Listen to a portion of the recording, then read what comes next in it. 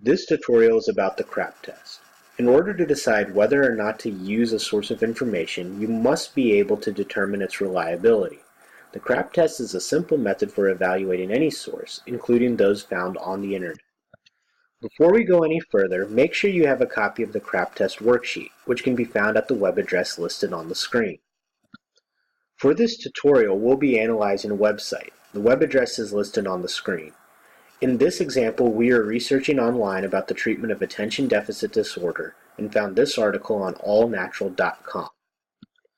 So, what is the CRAAP test? Each letter of the acronym CRAAP represents a key criteria for judging the usefulness of a source. Using the CRAAP test worksheet, you will rate each of these criteria on a scale from 1 to 10, with 1 meaning the source is unreliable and 10 meaning it is excellent.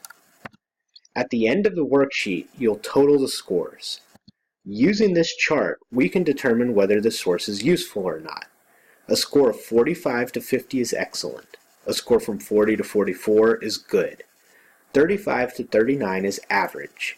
30 to 34 is borderline acceptable. And a score of below 30 is unacceptable. So, let's look at each of the criteria that make up the CRAAP test. The first is currency, which refers to the timeliness of the information. Here are questions to help you assess the currency of your source. When was the information published or posted? Has the information been revised or updated? Is the information current or out of date for your topic? And if you are looking at an online source, are the links it provides still working? So let's determine the currency of our example website. First, we see that no date is provided for the article. The only dates provided are in the reference list, and most of the sources are from the late 1980s through mid-1990s. Medical information changes rapidly, so this is probably out of date. Also, several of the links provided in the article are broken. So the grade for the article's currency is 2 out of 10. The second category is relevance, which refers to how well the source relates to your topic. These questions will help you to determine the source's relevance. Does the information relate to your topic or answer your question? Who is the intended audience? Is the information at an appropriate level? Have you looked at a variety of sources before choosing this one? And would you be comfortable using this source for a research paper? Returning to our example website, we can see that the article is about causes and treatments of ADD, which is relevant. The language is intended for an adult audience, so it is appropriate for a research paper. Therefore, the score for relevance is 8 out of 10. The next category is authority, which refers to the credentials of the author or publisher.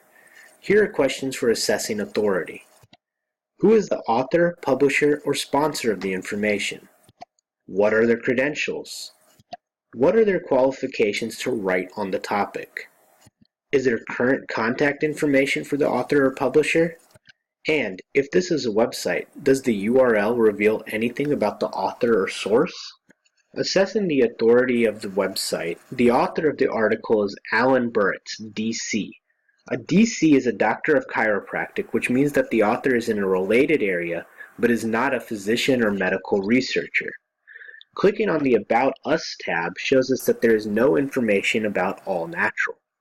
Finally, clicking Contact Us gives us a form, but no real contact information. The lack of appropriate credentials and contact information earns authority a score of 2 out of 10. Accuracy is the truthfulness and reliability of the source. Questions for assessing accuracy are: is the information supported by evidence? Has the source been reviewed or refereed? Can you verify the information in another source? Does the language or tone seem unbiased and free of emotion? And are there spelling, grammar, or other typographical errors? Returning to our example, few of the references listed are from academic journals or publishers. Additionally, the article presents information as fact without supporting evidence, as in the section on potential causes of ADD. Finally, despite making treatment recommendations including using specific products, the disclaimer at the bottom of the page states that claims on the website about benefits from using any product have not been evaluated by the U.S. Food and Drug Administration. Based on this information, we have to rate the accuracy of this source at a 4 out of 10.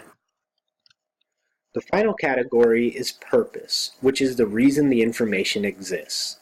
Questions for judging the purpose of a source are: what is the purpose of the information? Is it to inform, entertain, or sell something to the audience? Do the authors or sponsors make their intentions clear? Is the information fact, opinion, or propaganda? And does the point of view appear objective and impartial? The purpose of the article seems to be providing information. However, there are ads on the site linking to books related to topics discussed in the article. Additionally, the whole site seems to be promoting natural remedies, as shown by their offer of a free natural healing ebook in return for subscribing. Because of the presence of advertising for other products and ebooks, the purpose of the site is graded at a 2 out of 10. So let's tally the total scores.